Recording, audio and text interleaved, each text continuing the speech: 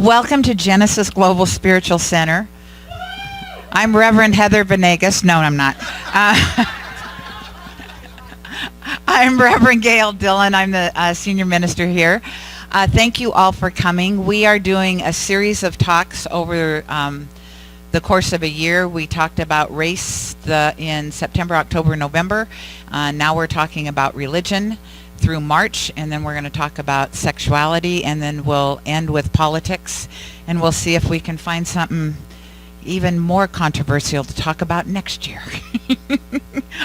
Or more, not controversial, but things that we need to talk about. So this is all about, oh, thank you. Did she hear that? My about. This is all about having conversations, because if we don't have conversations, then we stay divided. So this is an opportunity to have those rich discussions so that we can come together. And so thank you all for being here. We always open with an invocation, so you can close your eyes if you choose. So just knowing right here and right now, we recognize and welcome in that divine light, that one spirit. I know that is in and through and as all of us. It is certainly in and through Dr. Edward and Dr. Carol, as they talk to us today about their experiences with religion. And so I just know we are all going to have a wonderful opportunity to listen, to express, and to experience. And so I call it good because I know it's God, and so it is. So I'd like you to welcome, please, Dr. Edward Donalson and Dr. Carol Batt.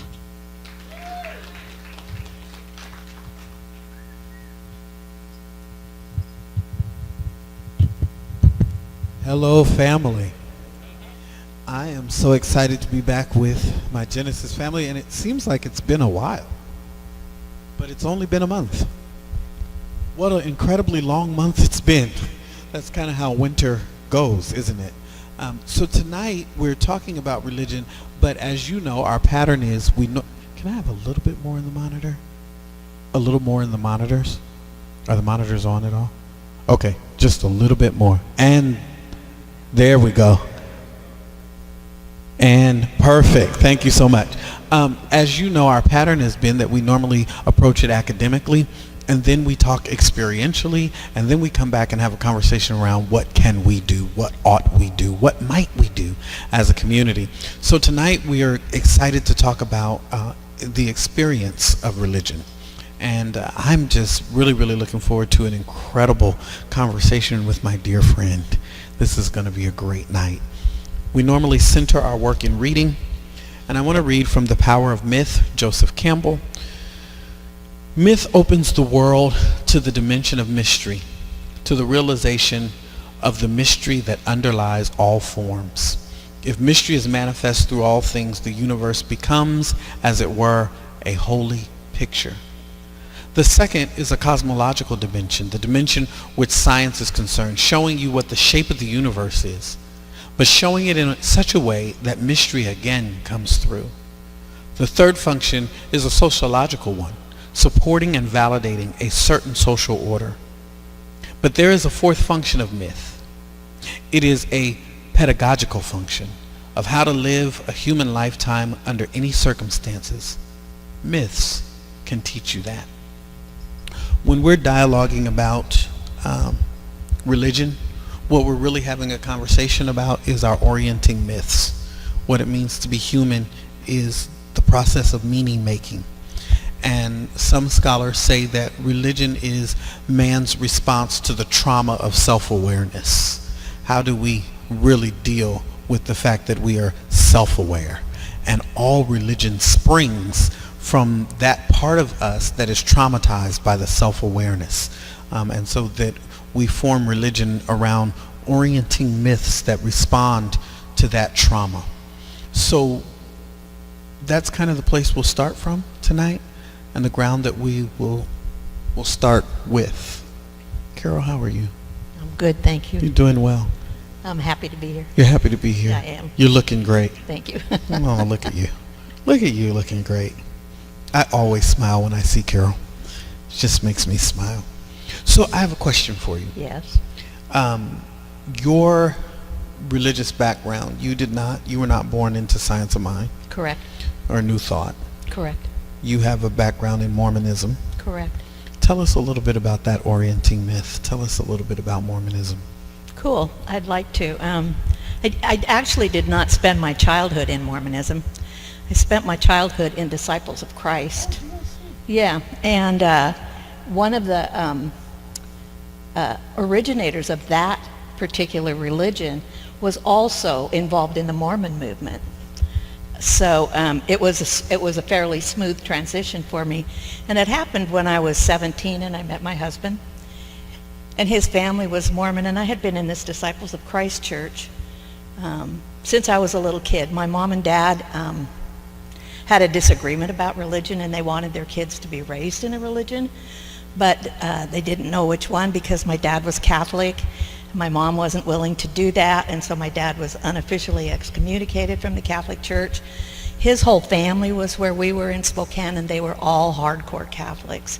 So I had a little Catholicism in my childhood, but I was real active in this other church where I learned King James scriptures, a lot of them that I can still recite today. Make a joyful noise unto the Lord, all ye lands. Serve the Lord. I won't do the whole thing. Serve the Lord with gladness. What? Serve the Lord with gladness. Come before his presence with singing. Yes. Know yes. ye that the Lord, he is God. Anyway. Yes, he that has made us and not we ourselves. We are his people and, And the sheep of his pasture. Woo! So then when I met my husband, and he was immersed in Mormonism, and it wasn't hard for me to move into that. When the missionaries came to see me and convert me to Mormonism, it just all made sense. It appealed to me intellectually, and so it wasn't hard. As I moved on into the church and the women's movement started, I started having a few issues with Mormonism and its patriarchal order, and they had answers for me that at the time made sense. It was pretty restrictive in a lot of ways, but they weren't ways that mattered to me in terms of my life. There's the word of wisdom where you don't drink and you don't smoke and you don't use coffee or tea, and it didn't matter to me. I didn't like any of that stuff anyway, and so it was not a difficult transition. But then I was Molly Mormon for 20 years, and I raised my kids in that church, and I'm really grateful for a lot of the stuff. I got a lot of support for being a good mom. They really embrace that. They have a very strong youth program in the Mormon church, generally speaking. And when, I don't know if I want to tell that story or not.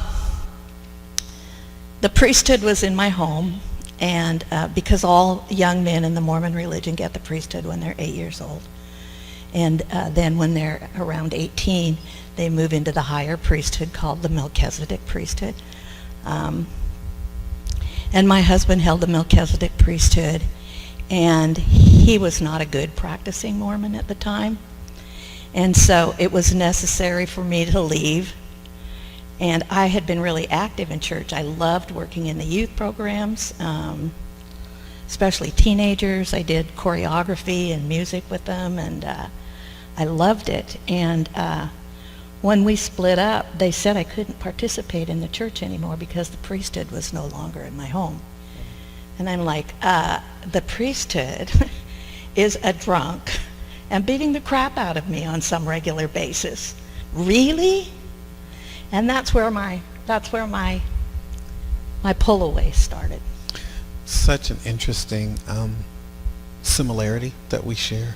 I grew up in the organization Church of God in Christ, or at least part of my growing up. I was born AME, African Methodist Episcopal, and then my father was ordained in the Baptist church, and then had a Pentecostal conversion, and anyway, I ended up in the Church of God in Christ, which is much like the Mormon church in its rules and regulations around the prohibition of smoking and drinking, and I can remember as a little kid I was pretty adamant that anyone who smoked or drank or any such thing was going to hell. Yes. Which became a little bit of a problem for my parents because I was also quite vocal about said beliefs. And so it didn't matter who you were or where you were, I would say to you, "Excuse me, ma'am, you should put that cigarette down so you don't die and go to hell. Have a good day." This was my 4 and 5-year-old self. My father had an aunt who had cancer, and she lost all of her hair, and she was terrified that I would be afraid of her, but I wasn't. And so I would crawl up in her bed and rub her bald head. And she had a boyfriend, and he would go in the living room and understandably have a few cocktails and drink and smoke and carry on. And I went in the living room, I climbed down from her bed and went in the living room and looked at him and said, "Mr. Arthur, you're going to get cancer just like Aunt Elizabeth and die and go to hell." You? Hell. And he got up and went in the bathroom, poured out his liquor, and put out a cigarette and left the house and never came. Did Aunt Elizabeth know why? He called. So these prescriptions from our religious backgrounds form a lot of who we are and the way we engage the world and the way we engage other people. And I think it's important to highlight those similarities because so much of the time we think religious differences are so vast because they carry different names.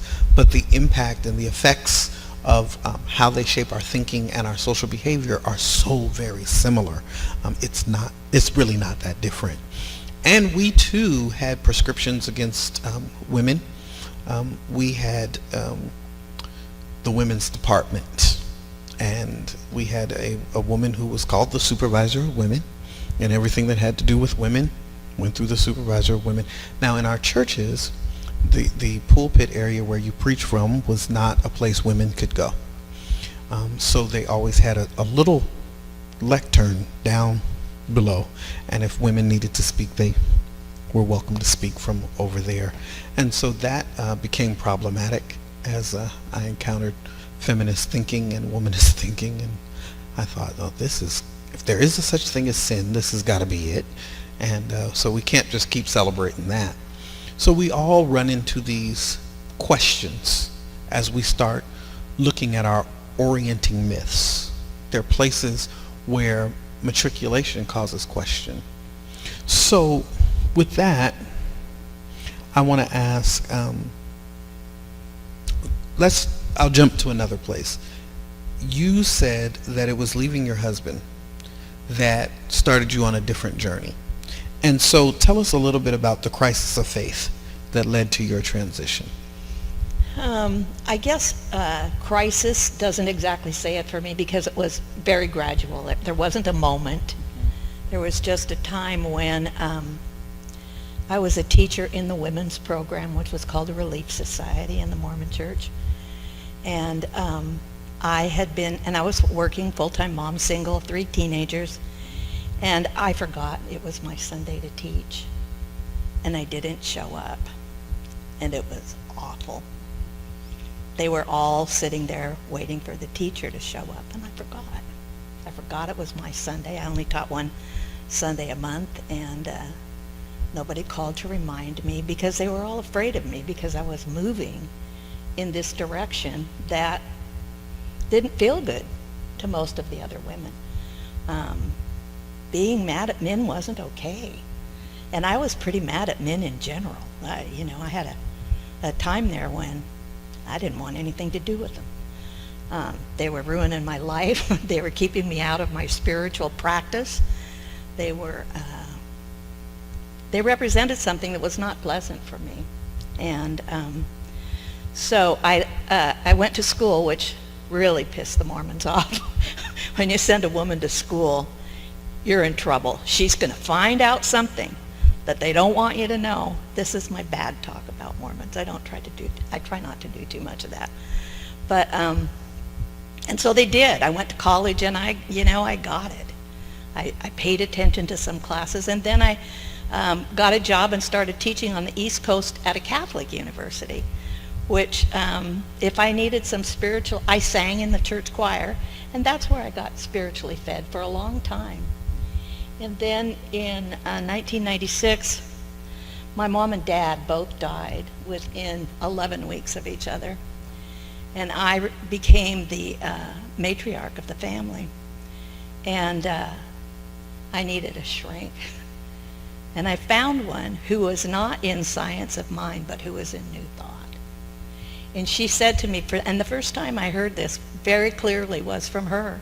And she said, you know, Carol, you don't have to be religious to be spiritual. They don't have to be the same thing. And if I had any crisis, that was it, the aha that said I can have a relationship with God, a personal relationship with my higher power or whatever I choose to call it, and it doesn't have to be within the confines of a structured religion.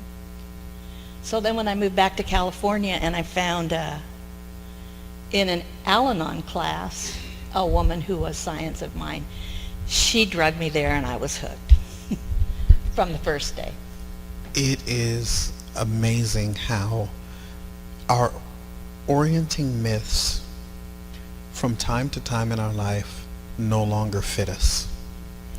And so we shed them.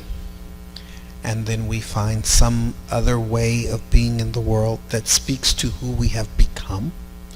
I have managed to stay connected to the church that has given me spirituality without being controlled by the church that has given me spirituality. Now, not everybody finds that path and finds that way. For me, I went to college and I fooled around and started reading. I always had been a reader, but I just read any and everything I could get my hands on. And one of the things that was really a no-no in the church that I was born into was same-gender loving people. It was such a no-no, and they were all going to hell. And surely they were going faster than the fornicators or the liars or the whatever. They were going on an express. I mean, there was a bus. It said straight, and they were all on it. But my experience told me that probably the most loving, kind, considerate, compassionate human beings that I knew were also same-gender loving. And my experience also taught me that there were a whole lot of people who were not publicly same-gender loving, who were privately same-gender loving. And I could not reconcile what I experienced with the theology that I had been handed. And so that started me on a quest. And when I realized that perhaps they had been wrong about that, the other thing, believe it or not, this is very funny, when I met my wife, she wore pants. And in the church I came from, women did not wear pants. Women wore dresses and skirts and the such. And my wife wore pants, and she wore makeup. Yep, that was the big uh-oh. Precisely. And so I brought her home to meet my mom. And I heard my mom on the phone with one of my aunts, and she said, she's such a nice girl. She's lovely. She'll never last. She'll never last. I know my son. She has on those breeches, and her face is painted. I don't know what he's going through, but this one won't make it. And a dear friend of mine down the street that I had grown up, relatively a long time with, met my wife and said, if you're here in 6 months, I'll learn your name. But I don't think you'll be here in 6 months because of that religious background. But I met my wife, and she was brilliant. And I could have cared less if she had on pants or makeup or anything. She was brilliant, and her mind was exactly what I needed. And I thought, well, if they were wrong about the gays, and they were wrong about pants, and they were wrong about makeup, and they're wrong about women, it's probably too much wrong for me. It's no longer a narrative I can subscribe to fully. But there was so much richness and so much depth and so much truth that was home for me there. I had to figure out a way for me to stay connected and move beyond at the same time. And I've probably spent the last 20 years staying connected and moving beyond. It's a liminal space that most people don't navigate well, and I can't say that I navigate it well, but I've seemed to make a career out of it because I'm the first Pentecostal to ever serve on the faculty of the School of Theology and Ministry at Seattle University, which is a Jesuit university with a Pentecostal director of liturgy and worship, right? So I've now also made a career out of this liminal space of both and beyond, a third way. So tell us the biggest differences between Mormonism and where you are now in your spiritual journey. Thank you. It's pretty easy.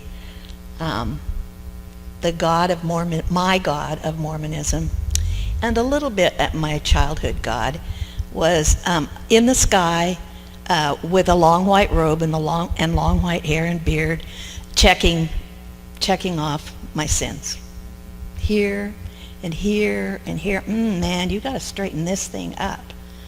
And I was a kid, and as I got older, I got baptized when I was an older woman, and after I got married, and so I was worried about some sins that I had committed before I got married, and somebody said, "Oh, you don't have to worry. They've all been washed away by your new baptism." Well, I'm still packing those sins around.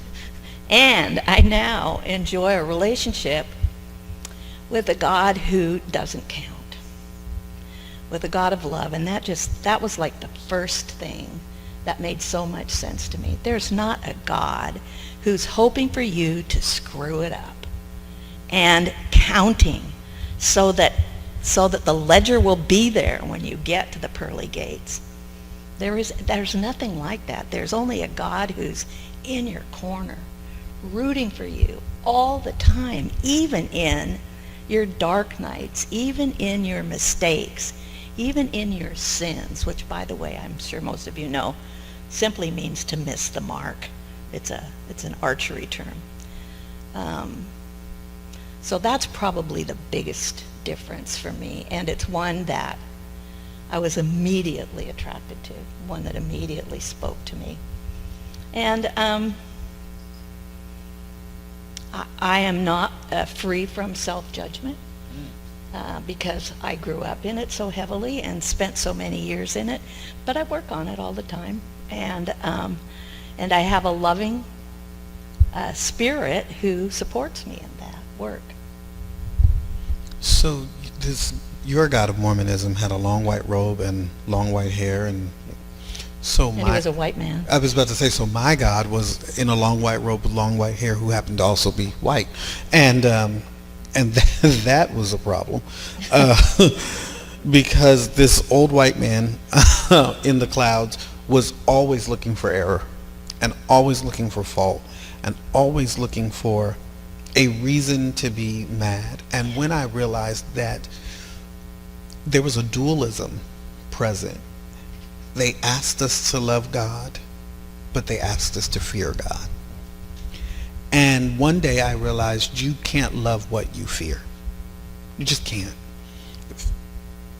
The same scriptures that they tried to teach me from said perfect love casts out all fear.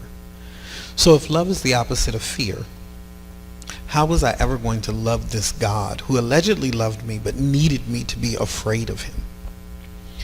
And that was also, for me, a turning point, because I had to recalibrate my thinking around God who is to be respected and to be revered, but respected and revered because that divine presence is in me, through me, as me in the world, and that I can see that God in you and you and you and you, and then respect and revere and love the God that is in all of us as us. It's just so different from a God of wrath and judgment and condemnation. And why I had to shake off the orienting mythos around a God of fear is because I looked in the eyes of the people I was pastoring and realized fear is the last thing they needed. They didn't need to be afraid of anything else. And I could no longer propagandize them with fear. Most of why religion teaches fear or teaches from fear is about control.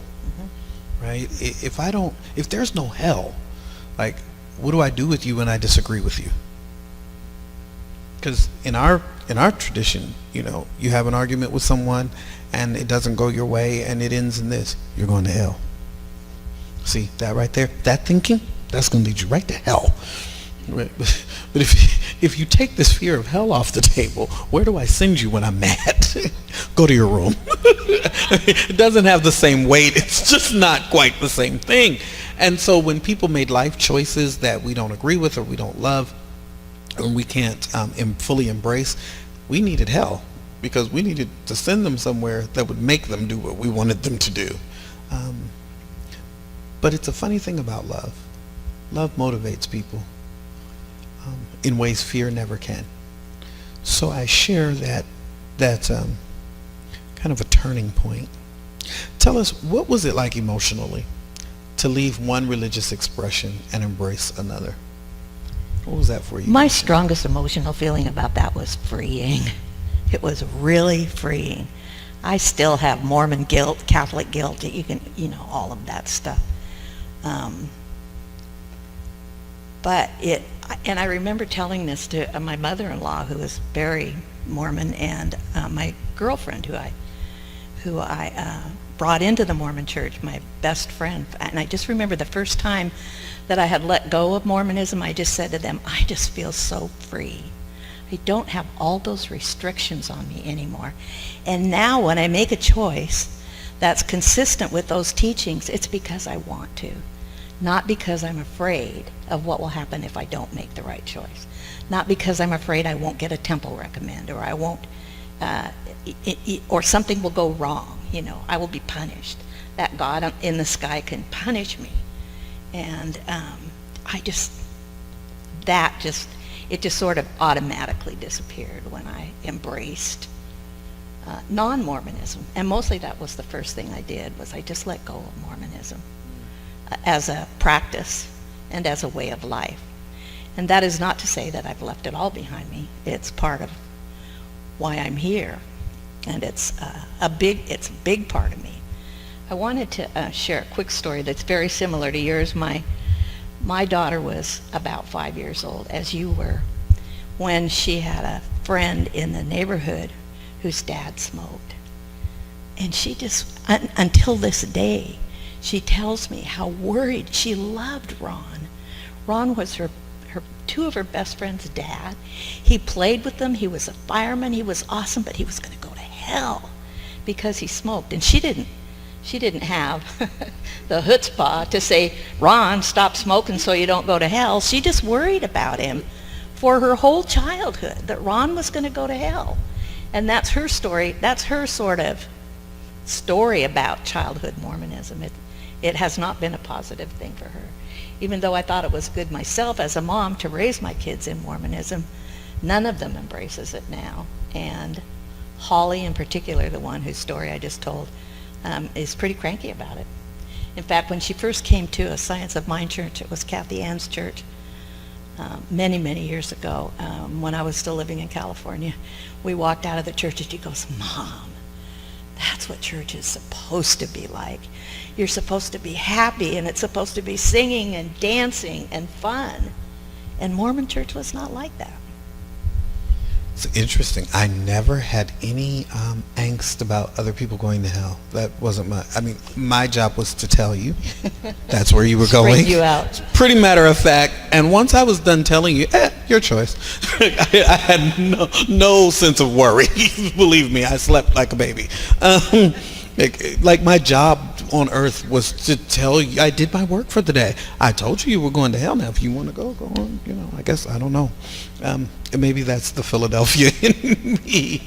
I wish I could say that my first response to transition was freeing. That's really awesome to hear. I think my first response to transition was petrified.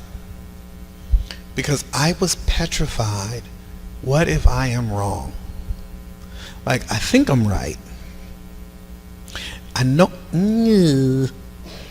Well, what will it hurt to just stay here? Because if I'm wrong, the stakes are pretty high. I mean, hell's hot, and that just doesn't sound fun. Have you ever read a description of hell? Not fun. So what if I'm wrong? What if I'm really ticking God off? What if I put my feet in the water real slow?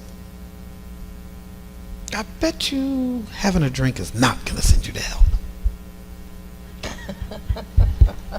Lightning? No? Okay. I bet you, right? It took a while to embrace the freeing part. And years of talking to people about religion, I find more people petrified than free. Free comes, but it's way down the trajectory. Right? It's just inch by inch and most of them go through this private thing for years before it's ever a public, I'm just not practicing that anymore. It's hard to lay religion down because religion is not just about what we do in this room. It becomes our family. It becomes our social outlet. It becomes a part of our children's social network. And what do I do? How do I walk away? What do I replace that with? These questions are petrifying for people. And so that tends to come. It's really nice to hear freedom came, because it tends to be a process for people, has been my experience. But now I will add instant freedom to my... Probably not instant. Okay. But quite quickly. Quite Yes. quick freedom. Quite quickly. That's good. Growing up in church, there was a lady, and she would pray. She would say, "Help, Lord." Then she would say, "Quick help." So I'm hoping that freedom comes quickly for people. Quick Yes, freedom. Me too. What do you most want people to understand about religious belonging? About religious, Belonging. that it's an inside job. Borrowing Gayle's words. It's about becoming okay with who you are. And for me, it has simply taken getting old to get there. So I don't know what it's like to be among the younger of you out there who have found that already. It just took me a long time to fall in love with myself. I'm teaching a class right now. We're talking about that a lot. It's really, it's an inside job. It's something that no one can give me. It's something that takes some work. I'm not afraid to work. I've had babies. And it too is freeing. It is, it's a process. And I hope I'm not done, because when I'm done, then, what else is there? Yeah, then I'm done. I love the opportunity that this particular teaching gives me to change and grow and ask questions and to find my own answers. And I find them a lot in the books that Cynthia sells in the bookstore, and sometimes in other books as well, even ones that I can remember not too long ago reading what's the Jesus of Zealot. And the way it was during the time of Christ was so different from what I had been taught in Disciples of Christ and in Mormonism, and it just made so much sense to me. And it was like, I wanted to call my Mormon friend. I have one really good friend that I just adore, and he's a brilliant man and open. You know, he was the one that let me go to school. And I just want to tell him what I know about all the messiahs that were extant during that time. There were messiahs all over the place, and how that one became the one that we pay attention to. And you were talking earlier about something that made me think of that. Oh, the control stuff. The control. That's what the church was about in ancient times, around, you know, the before Christ and after. Keeping those people under your thumb. Don't let them read. Don't let them leave where they are, because we need to tax them so we can continue to live in these palaces. And by the way, if they don't pay their taxes, and if they don't go to church, and if they don't offer the sacrifices, they're going to go to hell. And we'll make sure they know that. And so reading outside of, reading the history has been really significant for me recently. I think what is important for me as we discuss religion and discuss how people come to where they are in religion is that people really understand how quite similar all the religions are. We don't have compassion for people who are not of the same ilk, many times because we believe that there is such a vast difference between us and them. When the reality is, when you look at some of the systems and some of the infrastructures, and you really sit down and start talking to people, and you find out, it's religion, isn't it? There. And there's a lot in common, and a lot more in common than there is different. So growing up, Church of God in Christ, we were Pentecostal people, and there was another group of Pentecostal people. They were Pentecostal Assemblies of the World, and they taught that you had to be baptized in Jesus' name only. And we taught you had to be baptized in the name of the Father and of the Son and of the Holy Spirit. And so, the Pentecostal Assemblies of the World Church was across the street, and we were on this side of the street, and they were on that side of the street, and they were all going to hell. And we were all going to hell. If you went over there, they said, they're going to hell. And we said, you're going to hell. And it was like gangs, church gangs. I'm PAW. I'm COGIC. But what happened was, here in Seattle, we decided, everybody started going to school together. And, there was a gospel choir. And the gospel choir needed some sopranos. And there were some Baptist kids who could sing soprano, and they needed some altos, and there were some PAW kids who were altos. And they needed some tenors, and there were some Koji kids that were tenors, and they all got together and they said, we're going to sing together, because if we don't have all three parts. So we're just going to do this. And one day somebody had the brilliant idea. They started looking around, and they saw, hey, you're a pastor's kid, and you're a pastor's kid, and you're a pastor's kid. And why don't we have a choir for the pastor's kids? And so we all got together, and it was all of us that were PKs, and called ourselves the PKs. And we had a wonderful choir. And our dads and moms, mostly dads, had to actually come under the same roof to hear us sing. And that's how we stopped hating one another, because everybody's there to support their kid.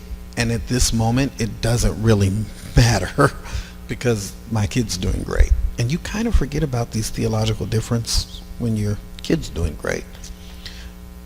And we found out that we were really talking the same thing. And we were living in the same shoes, under the same set of circumstances. But we only found that out because we came together to sing. We would have never known it otherwise. And I think it's important to me that we develop a compassion for other people in their spiritual journey. That their orienting myth may be different than my orienting myth, but the mythos is there to do the same thing, so that we all end up becoming our highest self. I think that's important for me. Me too. What didn't we cover? that we should know about your spiritual journey?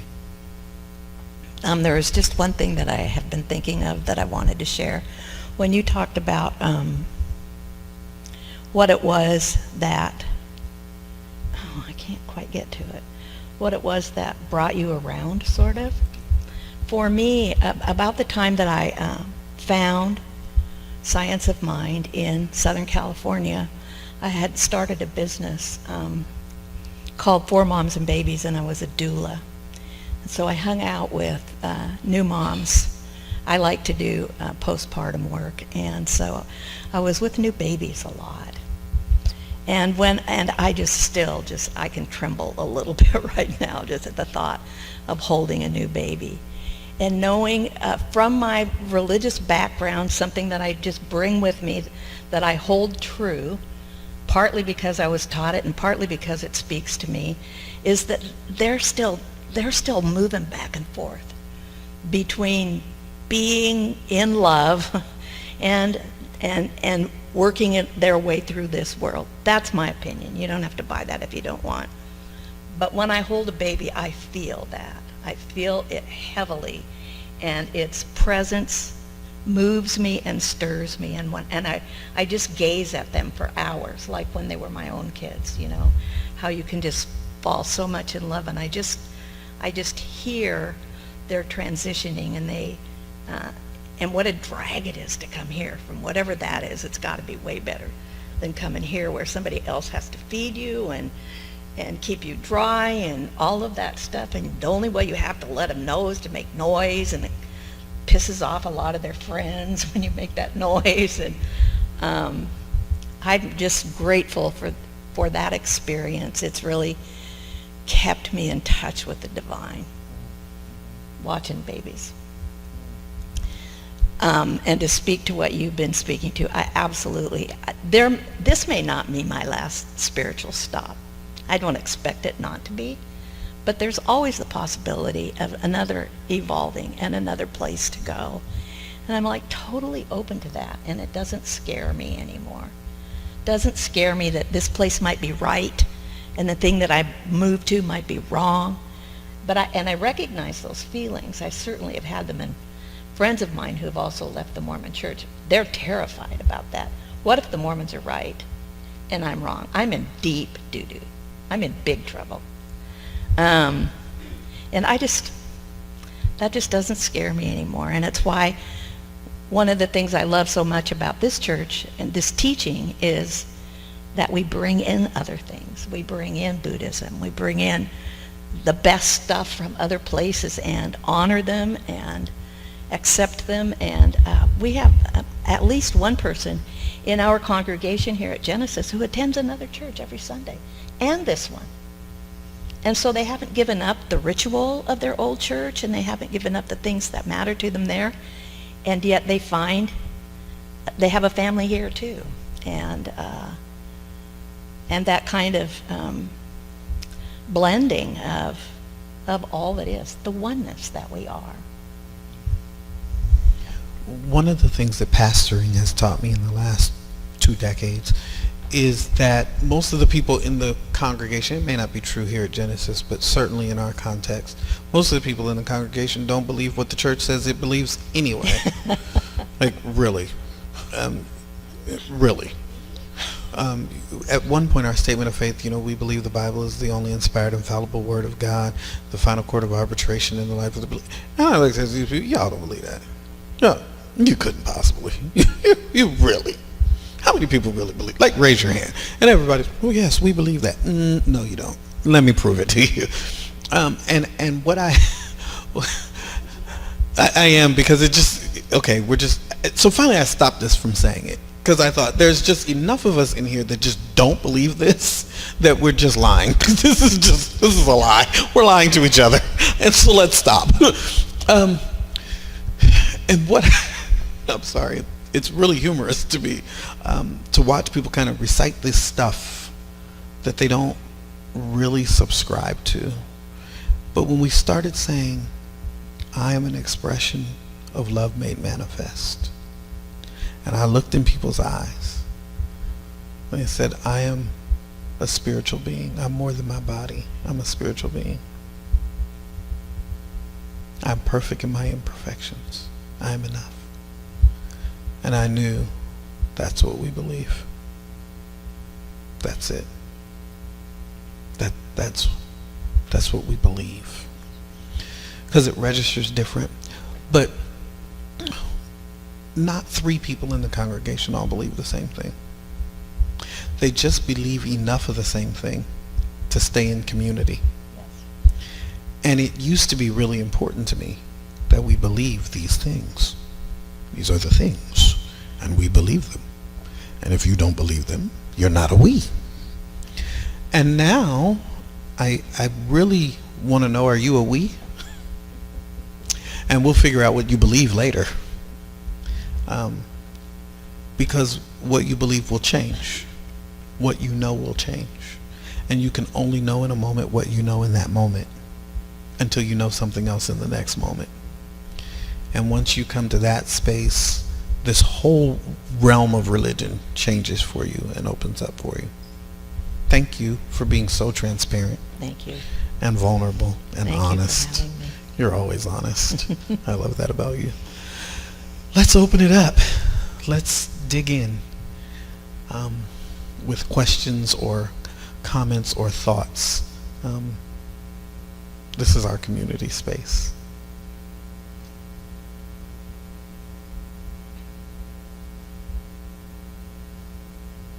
If someone doesn't start talking, I'll tap dance. Could you come to the mic?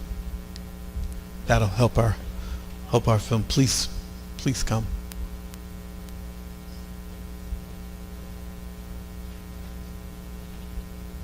My name is Silas, and I am a Methodist. And it's whatever you are telling us fits into it, because I should be more than a Methodist, accepting other people and understanding other people.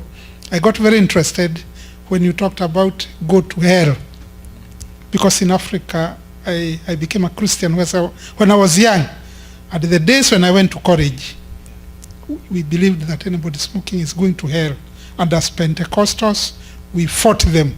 So I remembered one day when I saw someone smoking, and I hate a cigarette because he was going to hell.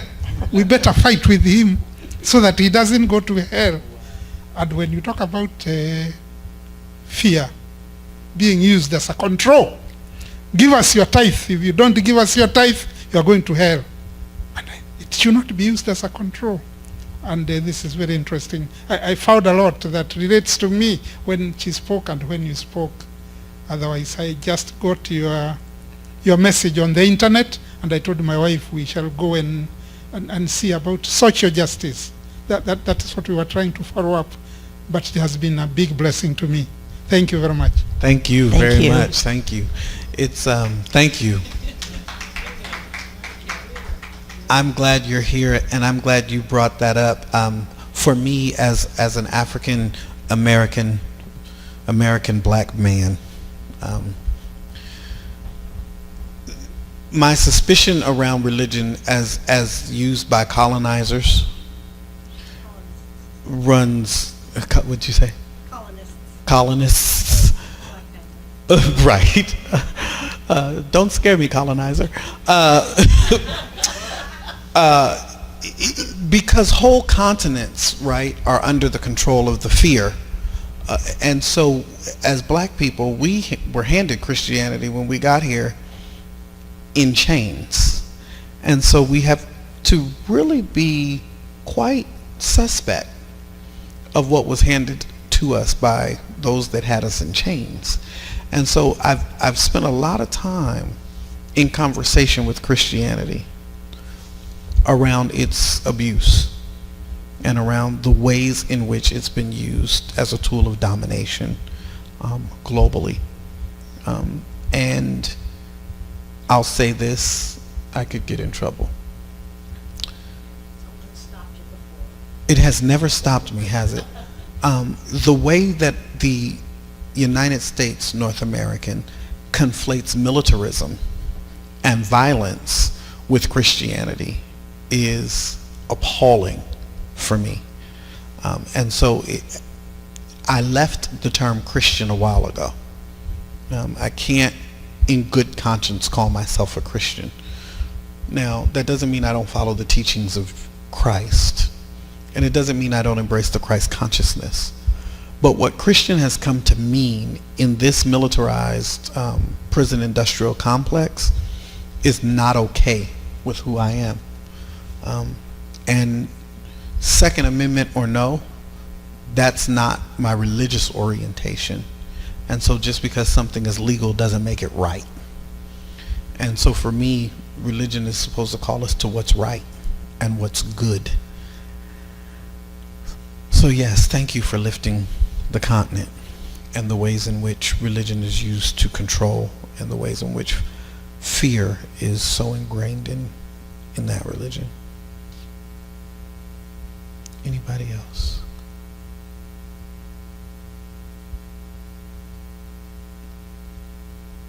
So quiet. It's so serene.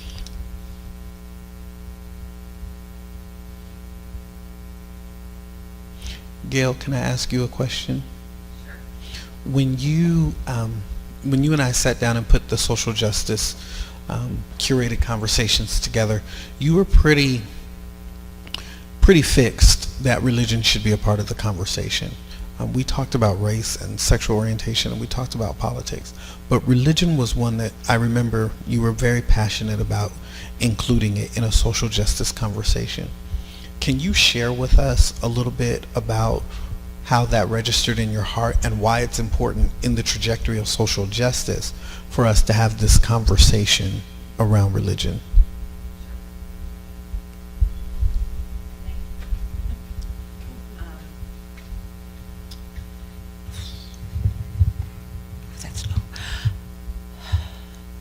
I think religion is one of the biggest tools that is used to divide us. I think we declare war on each other because God says, I'm right. And so to me, more probably so than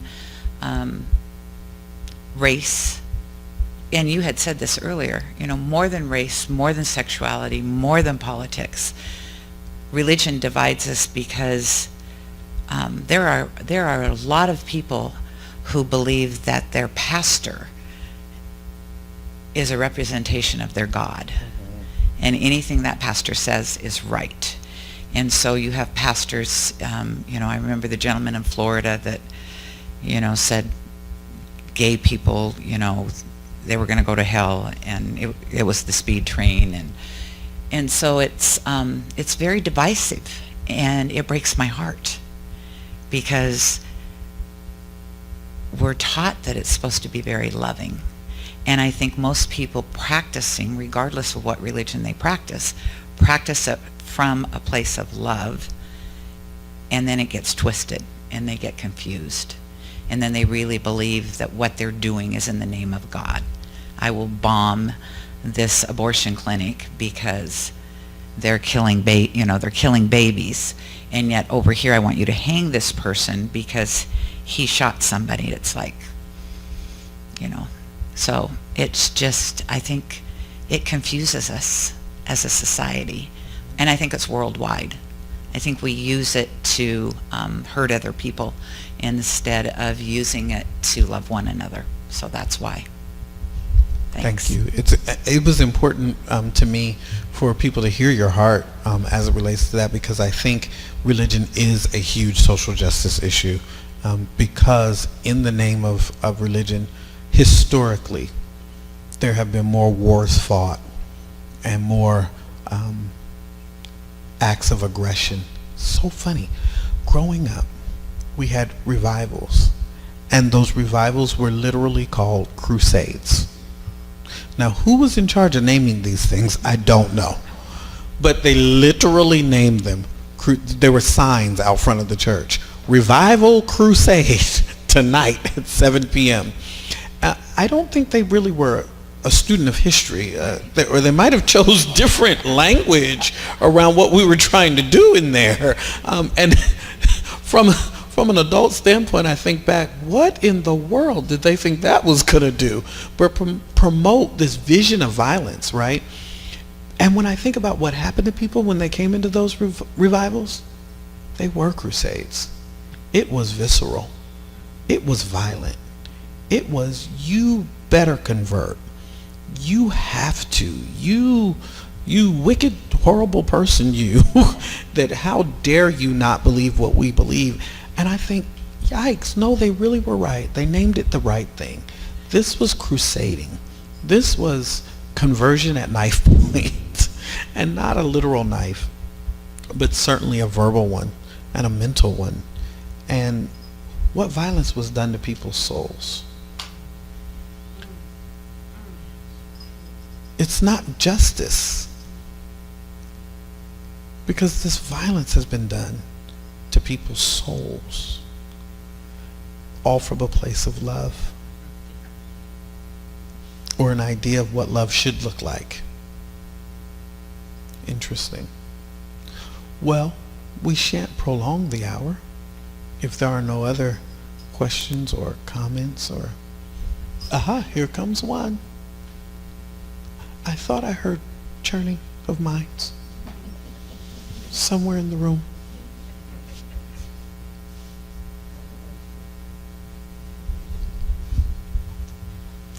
Would you like to tell us why you went to Israel and what experiences you had there? I certainly would. I was scheduled to go to Israel for I was scheduled to go for a Muslim Christian dialogue, and we were going to all of the holy sites of Islam and all of the holy sites of Christianity to be in dialogue with one another about the history of Islam and Christianity, and come back and love one another and keep the peace. I canceled my trip to Israel and did not go because the week before we were scheduled to go, the gentleman that occupies the seat in DC, 45, decided that he was going to change the location of our embassy, and he was going to move it to Jerusalem, and Israel became a hotbed again. That's true. And my decision to not, they still did the trip, they went, they came home safely and everything. My decision not to go was around the fact that I have a 12-year-old who is pretty socially aware, and I thought my going would traumatize her. She would be too worried that her dad would not be able to get back home, and those sorts of things. It'll be there. It's been there a long time. So I reckon it'll be there, and if it's not there, we're in trouble. Way more than whether I go or not. So I opted out of the trip. Okay. I did, yeah. Have you been there before? No, Okay. not yet. It was going to be my first trip. Thanks, 45. And I thought Jerusalem had been the capital for, 3,000 years or more? Well, he's moving our embassy, Right. which changes our relationship because of the conflict between Israel and Palestine. And so a lot of people are happy about that, and a lot of people are very unhappy about that, which makes for interesting political tension. And back to something you said earlier, I call myself a Christian, and yet I wear a Tibetan ring, a Hindu bracelet. Underneath here is a sign of God, Buddhism, but if people aren't educated, they think it's a swastika, so I hide it under this bracelet. It's the reverse. And then my necklace is, without the cross, is sacred geometry, and that makes up the entire universe with those three symbols: the circle, the triangle, and the square. And yet Christians, the cross in the center, the pyramid, Father, Son, and Holy Ghost, but what is above is so below, so there's the Star of David, so Jewish. And then Mormon, when an ordained priest becomes an ordained priest, they become a Melchizedek. and that is a dimensional traveler working with sacred geometry, the Merkaba. So that's being a Christian to me, because they do have the core, like what you say with rosary, you say it twice, because there's 54 beads. And that's 108 beads. Hindu 108 beads on their on their prayer beads. Tibetan the same thing, 108, and on. So, thank you. I love it. That's the beauty of being able to define things for yourself, of being able to say, this is what I am, and this is what it means that I am. So thank you. I appreciate that. Namaste. Anyone else? Thank you for being here. Thank you for allowing us to share. Thank you for having me. Appreciate it. Thank you both for your brilliance, as always. I just want to remind people that there is a basket by the door back there. They volunteer their time, and so if you, and this is free, however, if you see so fit, you can leave a love offering for Dr. Edward and Dr. Carol. That would be greatly appreciated. So thank you all for coming.